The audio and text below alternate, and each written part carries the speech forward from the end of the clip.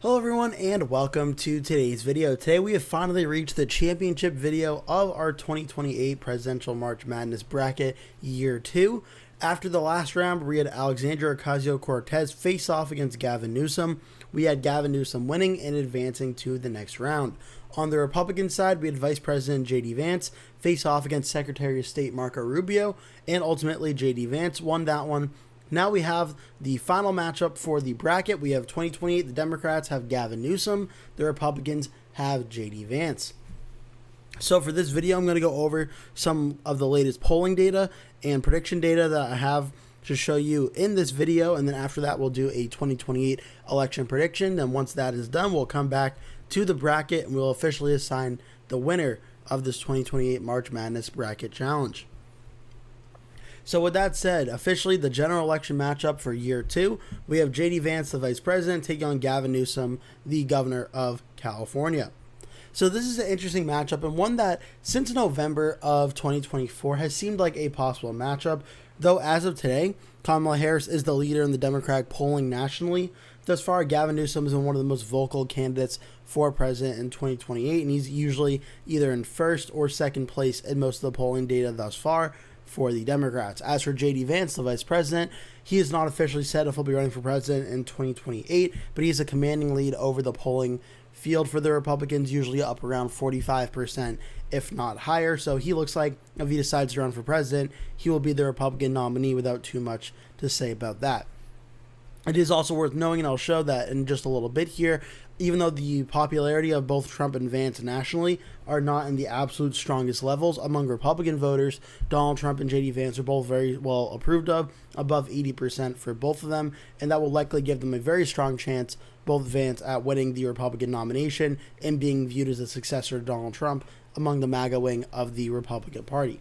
As for the Democrats, Gavin Newsom, he is someone that is one of the most vocal Donald Trump critics out there in the 2020 Democratic primary potential candidate field, and that is giving him a lot of early support early on in this 2028 Democratic primary. Ultimately, how it all shakes up, we're going to have to wait and see, but this is where the matchup begins for Vance versus Newsom. As for the popularity, using the same YouGov polling feature from last video, J.D. Vance is very well known, roughly 96% of the people polled in this know who he is. He has a popularity of 31%, disliked by 52%, neutral around 13%, according to YouGov. Gavin Newsom, he is a lot lower fame compared to Vance, but still is a very high number. 82% know who Newsom is. He is popular by 33%, disliked by 30%, and neutral by 18%. Though then again, I have some Decision Desk HQ data to show you as well that sort of contradicts this numbers, but also not really too much on the Vance side, but does contradict it a bit on the Newsom side. I'll be showing that in just one moment. So starting with the conversation of Newsom versus Vance for 2028, we have to start with how the current administration is doing. Because obviously Donald Trump as the president and J.D. Vance as vice president plays a very important role in the thought process and rationale of how I think this currently is going as of today in April of 2026. So Donald Trump's current approval rating is sitting at right around a low for his second term now, at 40.3% approve and 56.2% disapprove. So overall, Trump is roughly down. He's negative about 16 points in his second term, which obviously just the math there alone is very, very bad. And when you look at how Trump was polling in his first term of the Real Clear Politics average, at this current point in 2018, which again, 2018 went on to be a very big night for the Democrats, a big Democratic wave for them, Trump was down across the average of the year, roughly about 10.7%. And Trump ended up in 2020 when he lost to Joe Biden, down about 8.7%. So Trump is currently roughly about 6 points or so, or 5 points down of where he was in 2018, which is why Democratic chances and optimism for 2028 are really at an all-time high, is because Trump's approval rating is essentially at an all-time low. So that's going to be a big issue for J.D. Vance and the Republicans in 2028, is Trump is really not popular right now. When it comes to the right track, wrong track as well, the country also is very unpopular at 34.2% on the right track, 58.7% on the wrong track. Again, going off the argument that Trump's approval ratings are not strong right now. As for J.D. Vance himself, his approval numbers are a few points better than Trump, but they're trending in honestly the wrong direction, where he's currently unfavorable at 48.1%, favorable at 38.8%. So his favorability is roughly -10, which obviously is not good. It's still roughly about 5 points better than Trump's right now, or if you really want to argue, about 6 points better than Trump's right now. But still, just being the vice president, Vance already has roughly 48% of the people have made up their mind that they do not like him, according to these polling averages, which is not a good place to be if you're trying to become the president in 2028 to succeed at this point the currently unpopular president that is in the White House. Now, the one thing the Republicans have going for them is the Democrats aren't polling too much better. Gavin Newsom, though there are more people undecided, he's polling at 31.7% favorable to 41.5% unfavorable. So even though there's roughly about 73% of people that have made up their mind, and there's still about 30% or so that haven't, Gavin Newsom is not too well approved of in the national averages either based on this. The Democratic Party as a whole is not very popular either at 37.6% favorable to 53.7% unfavorable. The Republicans are honestly just as bad at 37.7% favorable to 54.4% unfavorable. So at least as of right now, it almost seems like both J.D. Vance and Gavin Newsom, according to the polling averages, are not particularly well liked by a good amount, not a majority, but a very large plurality of the United States citizens, of the American people, do not like Gavin Newsom as of right now and do not like J.D. Vance either. But a clear majority of American people right now are not approving of the job Donald Trump is doing, which is what sets up 2028 at this current point in time and where I think it ultimately goes. Now, we have to go back to the 2024 map where Donald Trump won as the first Republican to win the national popular vote since I believe it was 2004. He got 49.8% of the vote to Kamala Harris's 48.3%. He won roughly 1.5% of the national popular vote. And again, this is an important context to show you here. This is what Trump's approval rating was going to 2020. He was down -8.7. We can look at Joe Biden's approval rating for 2024 and heading into it. Biden in 2022 was down 12.9. By 2024, he was down 15.7, which is right around the same that Donald Trump is down right now. So obviously what happens throughout the rest of Trump's second term is going to play a very important role for 2028. Because if it gets any lower than it is now, the Republicans could be in for a monumental blowout in 2028 and not winning any battleground state or maybe even losing some likely Republican states as well. If the numbers rebound and Trump can get more into the 2020 numbers of maybe down 8 to 7%, it gives J.D. Vance a fighting chance or whatever Republican becomes the nominee. But Biden being at -15.7 was so unpopular, Biden dropped out of the race and endorsed Kamala Harris to give the Democrats even a remote fighting chance in 2024. And ultimately, it was for naught as Donald Trump ended up winning, and he won every major battleground state, including Nevada for the first time for the Republicans since 2004. Arizona, he flipped back from 2020. He swept Wisconsin, Michigan, and Pennsylvania again like he did in 2016. He held North Carolina, and he won back Georgia. But it's important to mention, in 2020, which had record-setting voting turnout, Nevada went blue, Arizona went blue very narrowly, Wisconsin went blue, Michigan went blue, Pennsylvania went blue, North Carolina went red, and Georgia went blue. But again, there was record high turnout in 2020, the whole COVID situation going on, but Trump's approval rating based on the polls was also roughly his favorable numbers about 8 points higher, or no, I'm sorry, that's incorrect, about 5 to 6 points higher than they currently are now when you look at the 39% or 40% versus the 44%. So what does that all mean for 2028? Well, it's important to mention that not every election is the same in a vacuum. And a large important part of elections seems to be the economy, affordability, and prices of things like food, gas, utilities, and such. That's why I think Donald Trump's approval ratings are so low right now, is that the American people are really feeling the brunt of all these high prices, especially on gas and food right now, and the economy not looking too strong. So as of today, I think we see an election that starts out kind of similar to 2024 in terms of the safe Democratic states that all voted for Kamala Harris by either a safe margin or a near safe margin continue to do so. But what I think we're also going to see is a lot of the states that were just under 15 points go safe in 2028 for Gavin Newsom. So Illinois and New York, New Jersey, these are places that were very close to being safe, except for New Jersey, which was right around 6 points. But as we saw in the 2025 governor's race, it went for the Democrat by 14.4%. I think we're going to see something similar in 2028 at this current point in time, where that essentially goes safe. And then you're going to have a state like Colorado and Virginia, which is right around the edge of being safe or likely. We're going to put it in likely for right now. We could even throw New Jersey in that like 14-point range, but still, they're going to be more likely or more safe than lean. New Mexico, I'd also put in that category. Minnesota, despite being more competitive in 2024, I think we'd seen this matchup being closer to around a 10-point victory for the Democrats. The Maine at large would also be like that. I think we'd see Nebraska's 2nd district go in that category as well.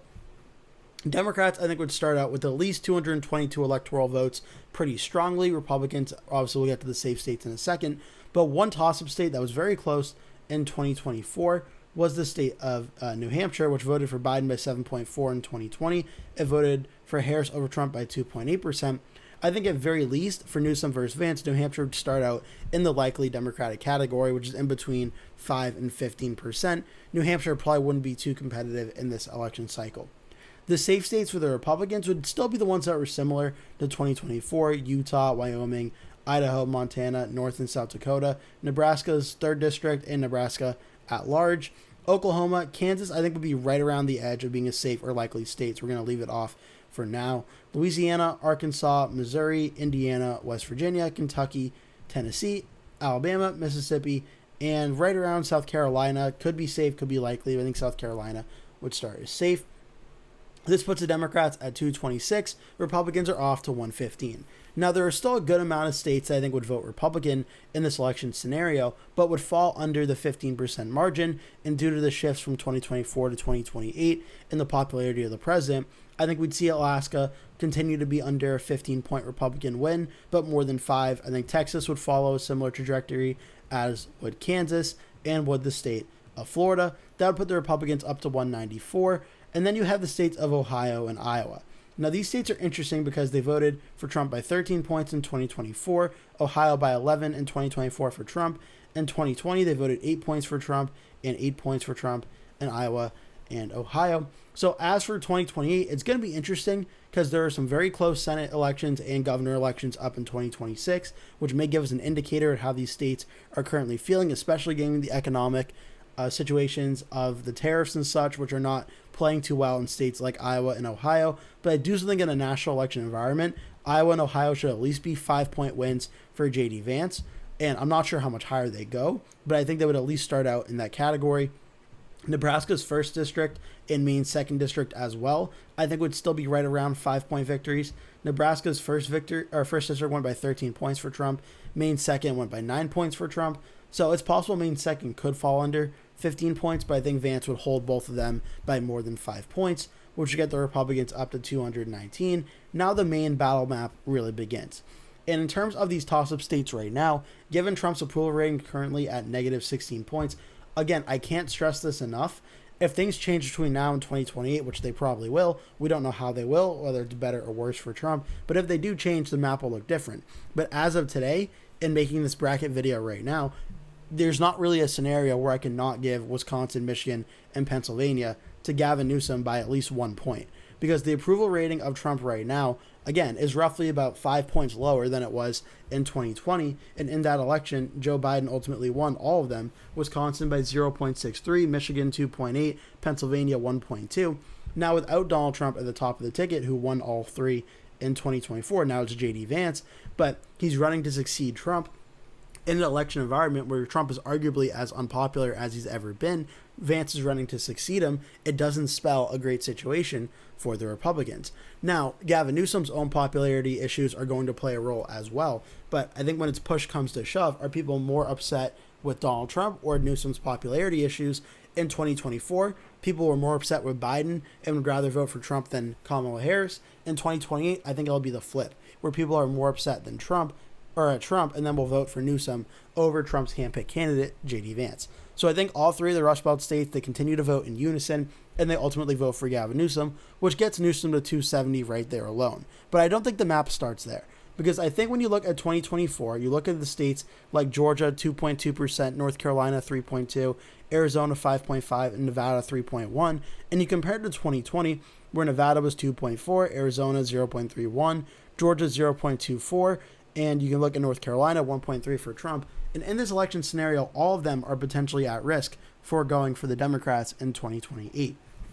The main question will be, though, ultimately, do they? Of these states, the one that I think I'm the most confident would stay in the Republican category, which is kind of going the opposite of the Senate race right now, would be the state of North Carolina, which I think would go tilt for J.D. Vance. I don't know. I think Roy Cooper is a very good Democrat that can win and probably will win the state on the Senate level. I don't know if Gavin Newsom's the right Democrat to win it at a presidential level, but I think it'll make it go under 1 point and will make it very close. Georgia, however, I think this is going to be an election where Georgia does flip back to the Democrats, and Newsom wins it, getting up to 286 electoral votes. Georgia and the surrounding Atlanta areas did trend more to the Democrats and less towards the Republicans in 2024 than a lot of the other battleground states did. So I think Georgia would be the first of the battleground states that voted for Biden in 2020, Trump in 2024, to flip back to the Democrats in 2028. Nevada and Arizona are going to be very interesting, though. Arizona swung really hard back to the Republican side. It was Biden plus 0.3 in 2020, and then Trump won it by 5.5 in 2024. So that was a very big shift.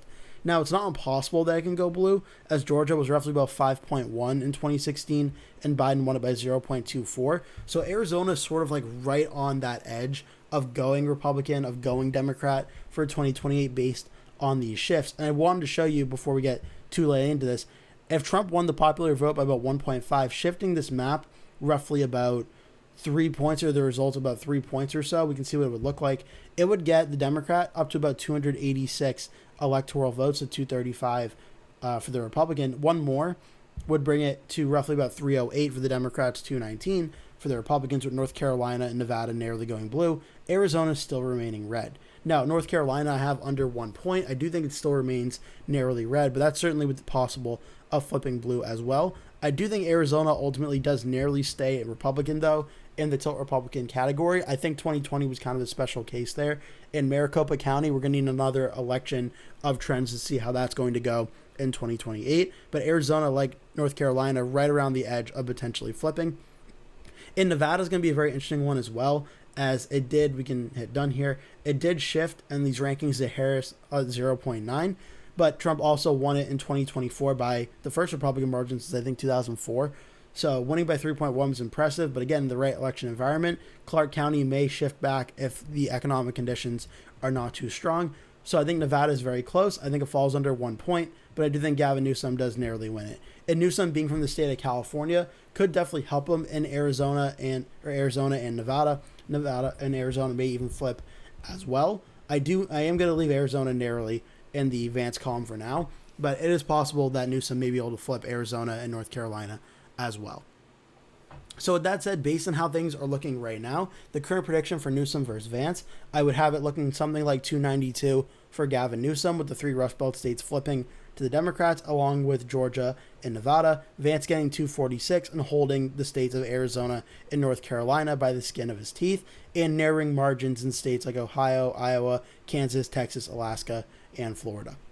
So lastly, with that said, we do have officially an election prediction to make for J.D. Vance versus Gavin Newsom. After going through the election prediction for 2028, we can officially say for year 2 of the March Madness Bracket Challenge that as of today, I have Gavin Newsom winning the 2028 presidential election, as the Democrat, defeating the Republican Vice President J.D. Vance. And I think one of the largest factors at this current point in time is the current approval rating of Donald Trump and J.D. Vance's current point in time underwater by around 10 points at the absolute best, and in Trump's case, even up to 15 to 16 points, depending on what day you're looking at the polling average. Obviously, if these numbers rebound before 2028, it's possible things could change as the election gets closer to November of 2028. But as of today, the unpopularity levels of Donald Trump and J.D. Vance are just too strong, where it seems like the inverse of 2024, where Joe Biden's numbers were very not good, and that gave the Republicans the opportunity to win in 2024, and they ultimately did. It seems like as of today, the Democrats are going to be the one benefiting from the unpopular president and administration, and running against the vice president gives the Democrats an added bonus. Gavin Newsom, though he does have his own popularity issues, according to the Decision Desk HQ polling average, seems to suggest that the Democrats are in for a good 2026 and thus a good 2028 going forward as well. So with that said, we can officially say Gavin Newsom is the winner over J.D. Vance for this March Madness Bracket Challenge. And we can now look finally with the bracket all filled out, starting with the 32 candidates, 16 Democrats, 16 Republicans. We can officially predict or pick that Gavin Newsom, the Democratic governor of California, is the winner, and you can see his name in the middle of the screen as the 2028 winner, Gavin Newsom. So I hope you enjoyed this video series. I did this last year for the first time. I did it again this year. I hope you enjoyed it. Make sure to like and subscribe. If you did, leave a comment below telling me your thoughts on this video, other videos you'd like to see me go over, and all of that fun stuff. Thank you so much for watching. I hope to see you in a future video.